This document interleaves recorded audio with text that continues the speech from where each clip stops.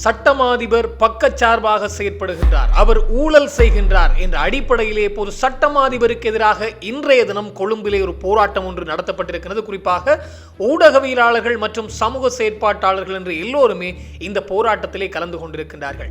இந்த போராட்டத்தின் பின்புலம், அதாவது சட்டமாதிபர் ரணிலுக்கு ஆதரவாக செயற்படுகின்றாரோ என்ற ஒரு கருத்தும் இப்போது தீவிரம் பெற ஆரம்பித்திருக்கின்றது.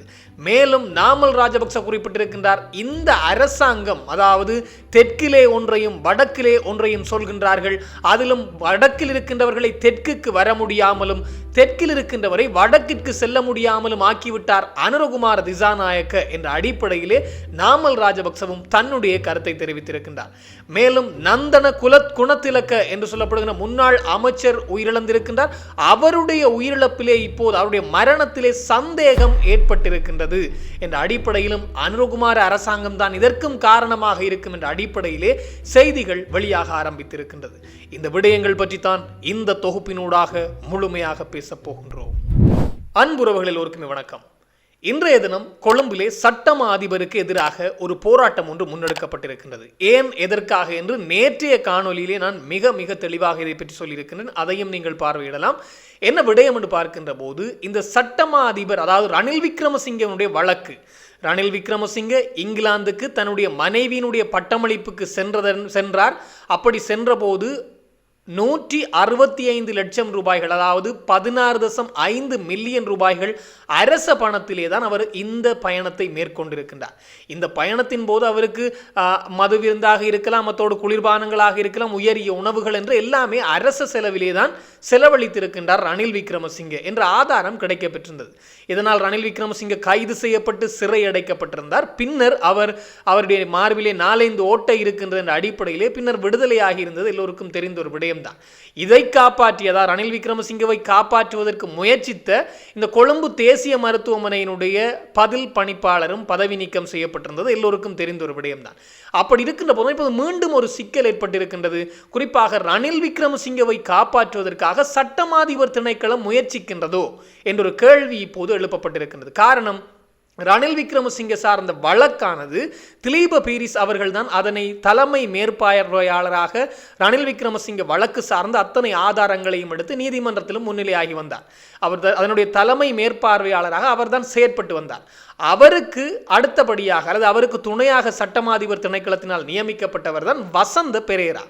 இந்த வசந்த பெரேரா இப்போது என்ன செய்திருக்கின்றார் என்று பார்க்கின்ற போது, ரணில் விக்ரமசிங்கவை சிறையடைப்பதற்கு அல்லது ரணில் விக்ரமசிங்கோட வழக்கை தொடர்வதற்கான எந்த ஆதாரமும் எங்களுக்கு கிடைக்கவில்லை, எந்த ஆதாரமும் எங்களிடம் இல்லை என்ற அடிப்படையில் ஒரு கருத்தை தெரிவித்திருக்கின்றார்.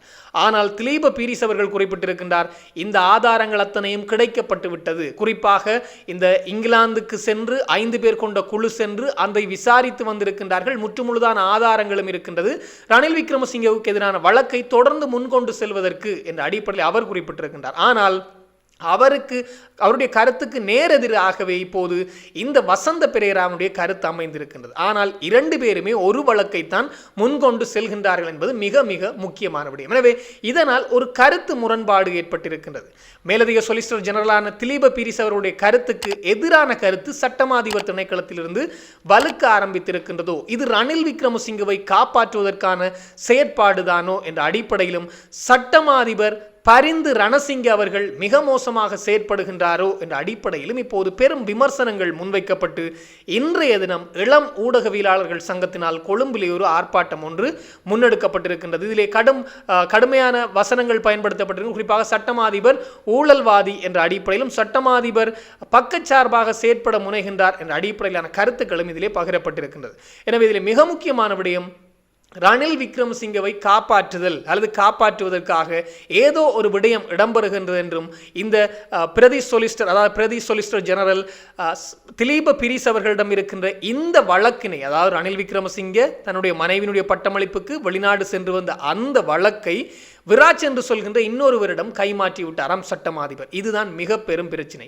காரணம், இந்த திலீப பீரிஸ் அவர்கள் எந்த பிழையும் செய்யவில்லை. மாறாக அவர் வந்த விசாரணையின் மூலம் வெளிவந்த விடயங்களை வெளிக்கொண்டு வந்தார். அத்தோடு அவர் இதைவிட இன்னும் பல வழக்குகளை முன்னிலையாகி இந்த தேசப்பந்து தென்னக்கோன் உட்பட ஜான்சன் பெர்னாண்டோ உட்பட ரணில் விக்ரமசிங்க என்ற எல்லோருடைய வழக்கிலும் முன்னிலையாகி இவர்தான் அதனை கொண்டு நடத்தியவராக இருந்தார். இப்போது அவருடைய கையிலே இருந்த வழக்கு இப்போது கைமாறி விராஜ் என்று சொல்லப்படுகின்ற இன்னொரு நபருக்கு சென்றிருப்பதாகவும் இதனால் பெரும் சிக்கல் நிலை ஏற்பட்டிருக்கின்றது. சட்டமாதிபர் திணைக்களத்திற்குள்ளே ஏதோ பிளவு என்ற அடிப்படையிலான கருத்துக்கள் இப்போது முன்வைக்கப்படுகின்றது.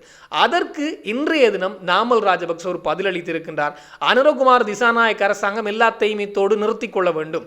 காரணம், அவர்களுடைய அச்சுறுத்தல், அதாவது இப்போது போராட்டத்தை மேற்கொள்கின்றவர்கள் அவர்களுடைய தூண்டுதல் தான். எனவே அவர்களுடைய அச்சுறுத்தலினால் தான் இந்த சட்டமாதிபர் திணைக்களத்தை அச்சுறுத்தவும் முடியாது, அவர்கள் அச்சுறுத்தல் விடுக்கவும் முடியாது, அதோடு நீதித்துறையையும் அச்சுறுத்த முடியாது. அப்படி அச்சுறுத்தி இந்த வேலைகளை, அதாவது தங்களுடைய வேலைகளை செய்ய ஒருபோதும் நாங்கள் விடமாட்டோம் என்ற அடிப்படையில் தெரிவித்திருக்கின்றார். மேலும் இன்னும் ஒரு கருத்தையும் தெரிவித்திருக்கின்றார். வடக்கிற்கதகும் யாழ்ப்பாணத்துக்கு சென்ற அனுரகுமார் திசாநாயக்க பொங்கல் நிகழ்வுகளின் போது உரையாற்றிய விடயம் பெரும் இனமுறுகலை ஏற்படுத்தி இருக்கின்றது. தெற்கில் இருக்கின்றவர்கள் அங்கிருக்கின்ற வடக்குக்கு சென்று விகாரைகளுக்கு சென்று வழிபட முடியாத நிலையை ஏற்படுத்தி இருக்கின்றார் அனுரகுமார் திசாநாயக்க.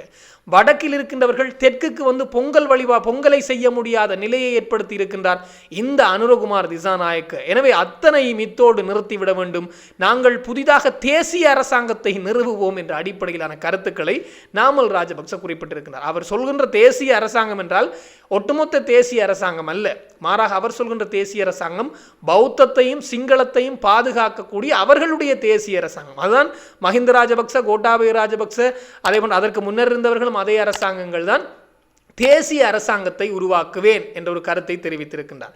ஒட்டுமொத்த தேசியமும் அல்ல, சிங்கள தேசியம், அதான் அவர்களுடைய தேசிய அரசாங்கம். எனவே தேசிய அரசாங்கத்தை உருவாக்குவாராம். எப்போது என்றால் 2029. எனவே நாங்களும் பொறுத்திருந்து பார்ப்போம் அந்த அரசாங்கம் எப்படி உருவாக போகின்றது என்பதை.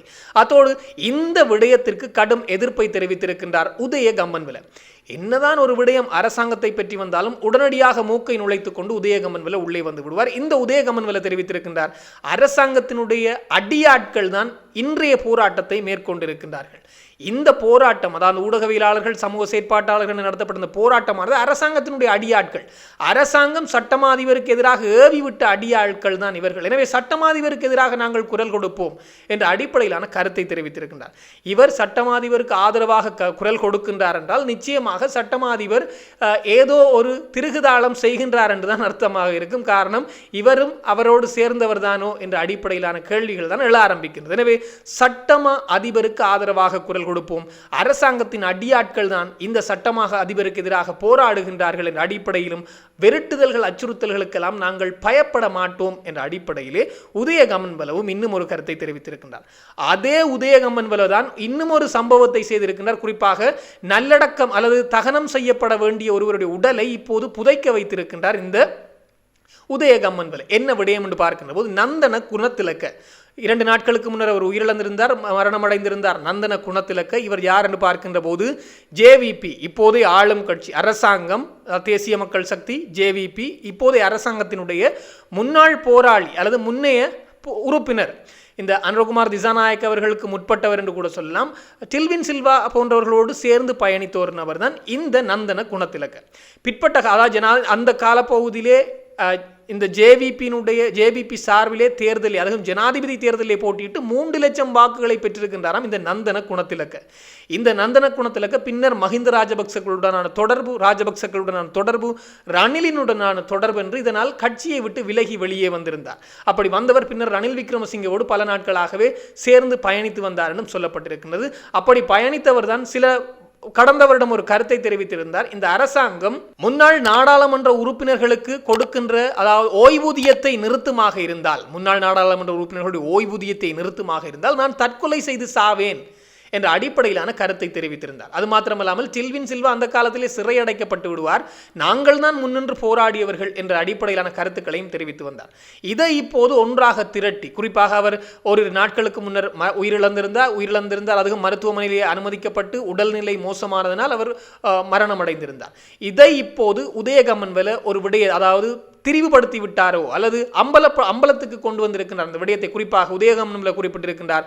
தன்னிடம் நந்தன குணத்திலக்க சொன்னாராம், தன்னுடைய உயிருக்கு ஆபத்து இருக்கின்றது, எனவே என்னை விஷம் வைத்தோ அல்லது விபத்திலோ கொல்லலாம் என்று ஒரு தரப்பு கொல்லலாம் என்று தன்னிடம் சொன்னாராம். இந்த நந்தன குணத்திலக்க என்ற அடிப்படையிலே உதயகமன் வல சொல்லியிருக்கின்றார். இந்த கருத்தை அவர்களுடைய குடும்ப உறுப்பினர்களுக்கும் தன்னுடைய சமூக வலைத்தள பதிவிலும் இந்த கருத்தை பகிர்ந்திருக்கின்றார். இதனால் இப்போது குடும்ப உறுப்பினர்கள் குழப்பம் அடைந்திருக்கின்றார்கள். இன்றைய தினம் இடம்பெற இருந்த தகனம், அதாவது அவர்களுடைய முறையின்படி தகனம் செய்ய வேண்டும், ஆனால் அவர்கள் தகனம் செய்வதை நிறுத்திவிட்டு மயானம் ஒன்றிலே நல்லடக்கம் செய்திருக்கின்றார்களாம் உடலை. காரணம், அவருடைய மரணத்திலே சந்தேகம் இருக்கின்றது என்ற அடிப்படையில். அது மாத்திரமல்லாமல் இவர் இந்த அரசியல் மற்றும் பொருளாதாரம் சார்ந்த குற்றங்களை கண்காணிக்கின்ற சர்வதேச அமைப்பு ஒன்றிடம் சென்று முறைப்பாடும் அளித்திருக்கின்றாராம். நந்தன குணத்திலக்க 3 மாதங்களுக்கு முன்னர் தன்னுடைய உயிருக்கு ஆபத்து இருக்கின்றது என்ற அடிப்படையில். இதனால் இப்போது நந்தன குணத்திலக்கவினுடைய அந்த உடல் தகனம் செய்யப்படவில்லை, அவர்களுடைய பௌத்த மரபின்படி தகனம் செய்யப்படவில்லையா, மாறாக